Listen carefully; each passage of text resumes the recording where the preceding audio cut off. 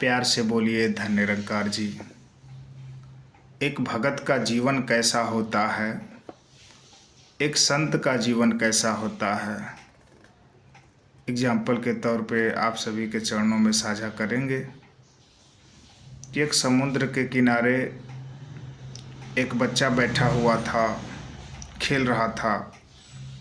खेलने के उपरांत समुद्र की जब लहरें आई तो उस बच्चे के दोनों चप्पल को अपने धारा में बहा कर लेकर चली गई।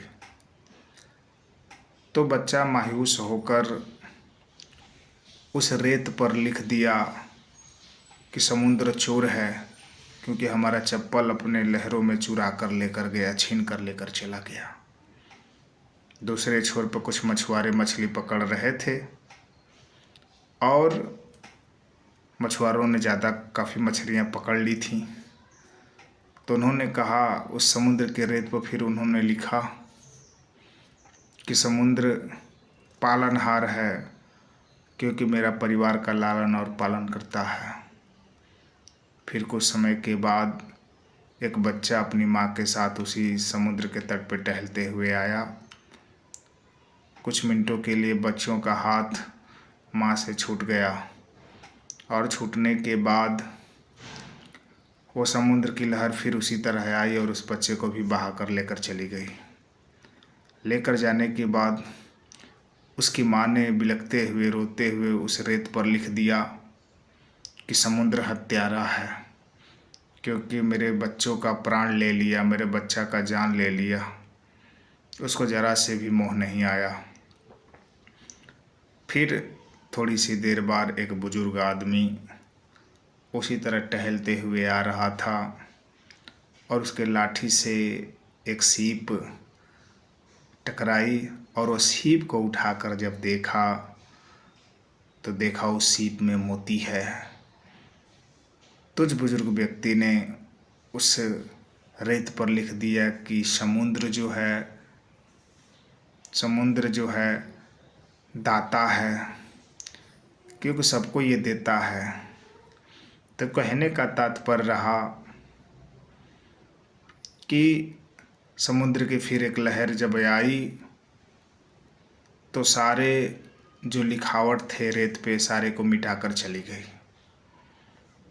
तो इससे हमें एक सीख मिला कि भगत जो होते हैं, संत जो होते हैं, जो इस परमात्मा से जुड़े होते हैं, निरंकार से जुड़े होते हैं, राम से जुड़े होते हैं, अल्लाह से जुड़े होते हैं, तो उनको कोई गाली दे गया या उनकी तारीफ़ कर गया, वो हरि की इच्छा समझकर हंस हंस के अपना जीवन यापन करते हैं।